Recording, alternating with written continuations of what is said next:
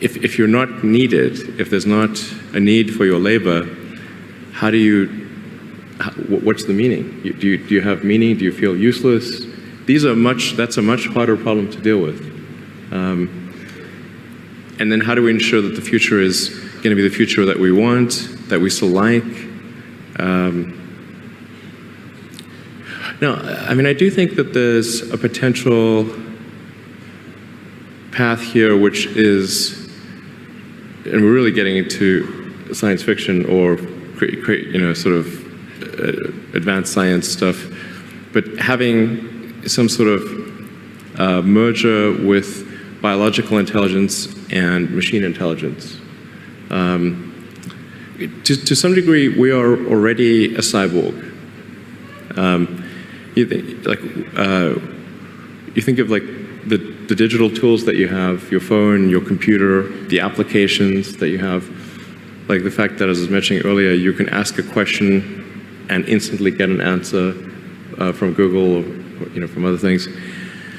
And so you already have a digital tertiary layer. I say tertiary because you can think of the limbic system, kind of the animal brain or the primal brain, and then the cortex, kind of the thinking, planning part of the brain, and then your digital self as a third layer.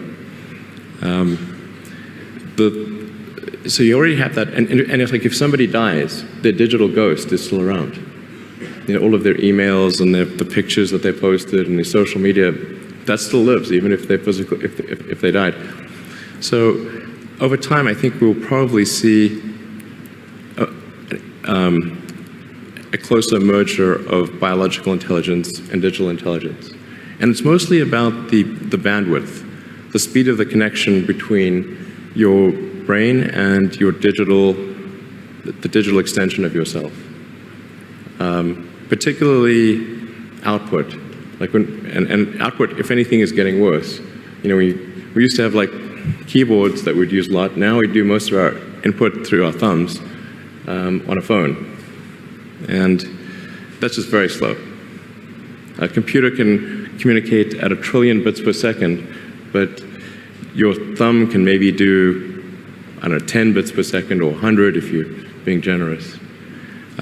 So some high bandwidth interface to the brain, I think, will be something that helps achieve a symbiosis between human and machine intelligence, and maybe solves the control problem and the usefulness problem.